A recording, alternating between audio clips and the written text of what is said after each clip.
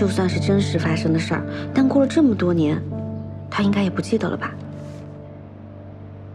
这个情节怎么了？这个情节写诗人那边也有，但是仔细看，我们的描写意图是完全不一样的。我这边是女主视角，写这个情节是为了体现她的暗恋心迹，但是写诗人那边是男主视角，后续是一段男主角的心理描写，说他其实很喜欢吃炸鸡，但只是因为当时女主角就在附近，他觉得翻墙这个行为很丢脸，所以才故意表现的不食人间烟火。我觉得写诗人写这个情节是为了体现男主角的表里不一。你没事吧，徐律师？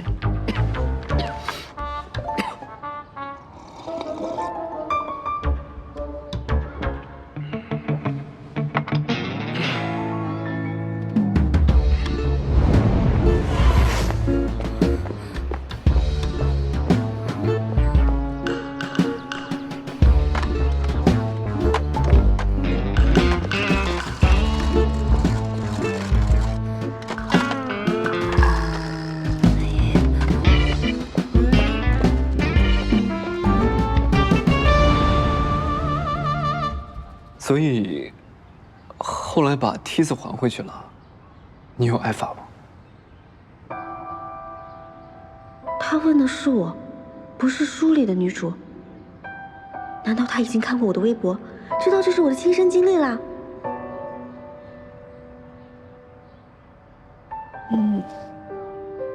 徐律师，你看过我的微博吗？没有啊。阮小姐的微博有什么我需要特别关注的吗？如果有，我现在可以看一下。没有没有，都是些不重要的东西，没有什么需要看的。我们继续。刚刚说了哪儿了？哦，刚刚说到我把梯子……哎呀，不是，我都被徐律师你说晕了。徐律师，我纠正一下，我们现在聊的不是我本人，我们说的是我小说里的主人公，而且你刚才那个问题跟我们的案子也没什么关系吧？阮小姐，为了这个案子能够取得我们双方共同的满意，作为你的代理律师，我希望你能够100%的信任我，而不是质疑我的专业能力。哦，那女主有没有受罚，跟这个案子到底有什么关系啊？写诗人写了，第二天，男主看到了女主在罚站。如果说你的女主也挨罚了，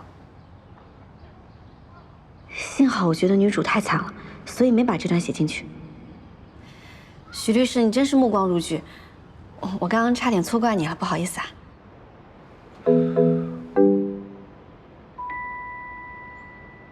继续第二个情节吧。哦，第二个方向是人设上的。虽然呢，这两本书有很多撞梗的地方，但是男主的人设其实很不一样的。在我的小说里，男主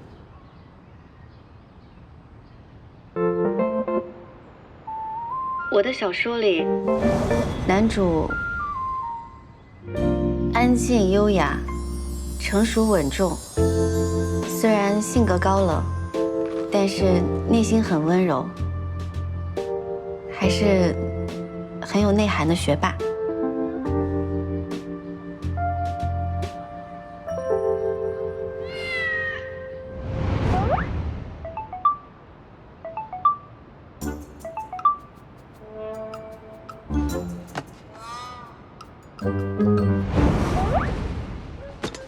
嘎，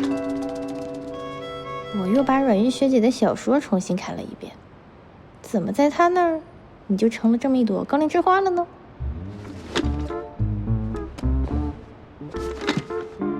哥，你以前是不是每天在她面前装模作样啊？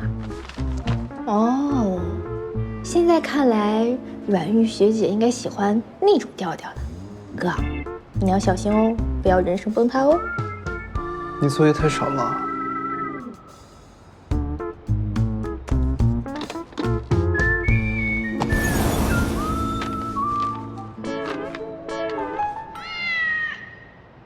但写诗人那边的男主，我总感觉如果说我的男主气质比较像是《流星花园》里的花泽类，那写诗人的男主反而有点像《流星花园》里的道明寺。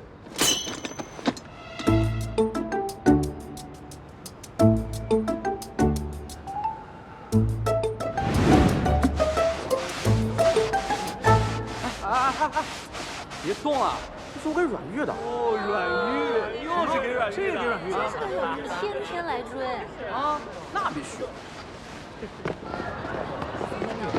喂，女人，刚在食堂看到你爱吃的烤玉米，拿去。不必，又是你啊！什么十班道明寺？你以为你什么霸道总裁吗？哼，幼稚！看什么看啊？不知道阮玉是我看上的人啊？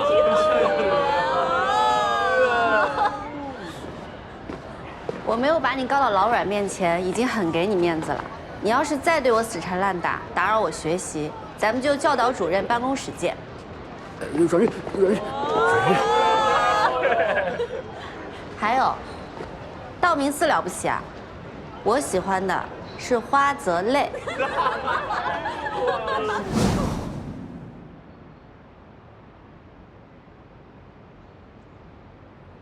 不好意思啊，你刚刚说什么？哦，我可能说的太复杂了，简单总结一下就是，我觉得写诗人的男主很贪玩，很幼稚。那个年龄的男生，不都差不多？怎么没有？怎么会差不多呢？写诗人的男主跟我的男主可差太多了。你看他成天为了炸鸡可乐费尽心机的，这还不贪玩吗？而且他为了博得女主好感，每天都在女主面前装模作样，这还不幼稚吗？这跟我的男主一点都不一样。我记得后面还有一些情节可以证明，你等等，我找给你看看。不等了，今天的会就先到这儿，改天继续。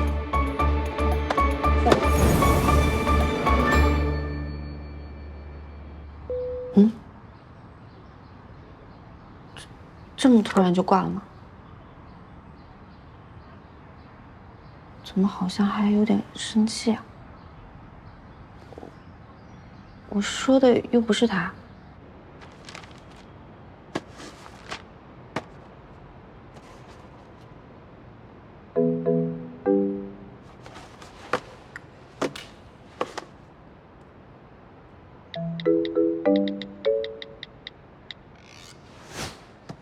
做啥梦呢，大兄弟？能问出这种问题，那这辈子是铁定做不了高冷贵族了。高冷要优雅，要胸有成竹。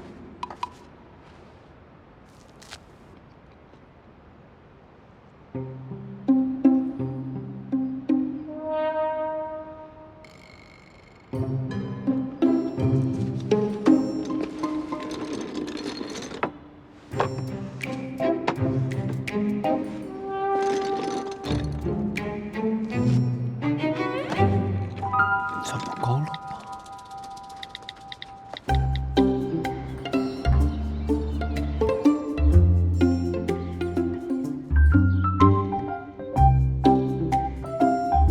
不对劲，很不对劲。